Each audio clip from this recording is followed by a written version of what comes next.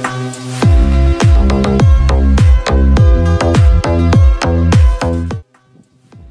everyone, my name is Kente Salas and I am a BSID student. Last week, our instructor said na gumawa kami ng documentation about their projects, and then let me share to you guys about the Java AWT and event. This is the procedure of the AWT Java GUI. Okay, so I created a PowerPoint about the Java, and the title of this PowerPoint is Featuring Java by Kent Salas. So let us topic about what is Java. Java is a highly level object-oriented programming language and a platform. It is actually made for web applications, smartphone applications, games, desktop applications, and enterprise and cloud systems. Applicable siya sa web applications, smartphone applications, games, or any desktop applications. And also, it can handle enterprise and cloud system. So, let's discuss some Java works. So, this one is from Mark Gossi. So, let's have some recapitulation. So it is a system that caters and holds order in one application.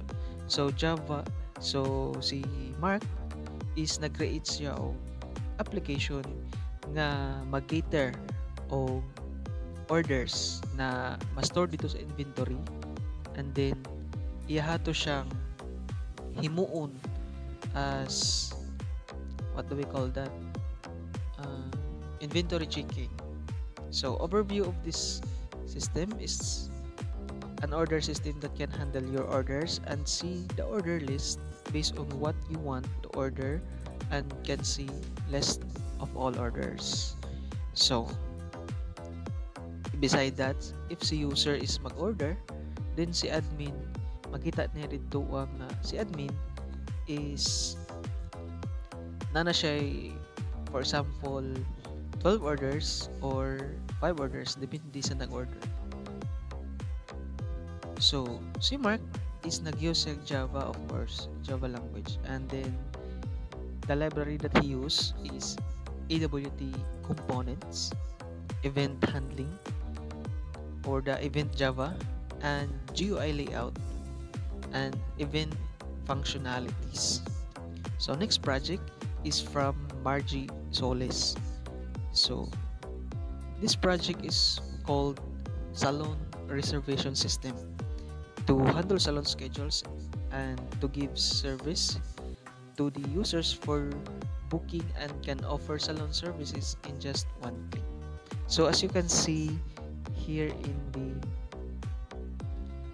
the GUI na ginawa ni Margie Solis, it's more like having an role-based system, which if si user kung gusto siya mo-avail of services like nail care, hair color, so mag-input siya dito ang schedules.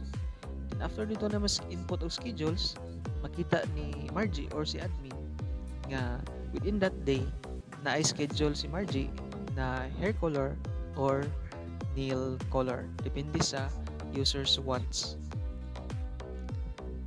So, Salon system is using AWT, event handling, and GUI layout. So, same gihapon kang Mark, but the system functionality is to give reservation to the users that they can track and give them schedules based on their specific date and availability. That's what I said kanina. So, the last project that I will share is about from Gakayan, which is the emergency response team. So, the emergency response team is served as the accidental report that you can make report by adding some incident in the system, and you can see the reports with its date and hour, and also you can view your system input where you can trace your incident reports.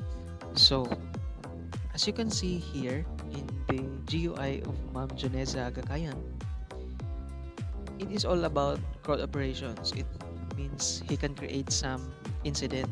So basic lang siya, same sa tree and same po sa akong project, which is basic inputting of data. Actually, this is not connected to database or any SQL or the Django database or MongoDB. It is just a static data holder. So as you can see, it will give you some input status. So input box, create some incident, and then after that one, he can now have some view from its list or kailan yun nangyari yung incident.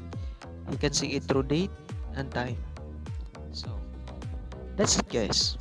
So before we are going for Java functionality and uses, so I would like to share na this project or this 3 project that I have been represented is very useful for us BSIT student as developers, no? So let's proceed for Java functionality uses, and isa lang sila og usage sa ilahang system, which is the Java AWT and Java.event.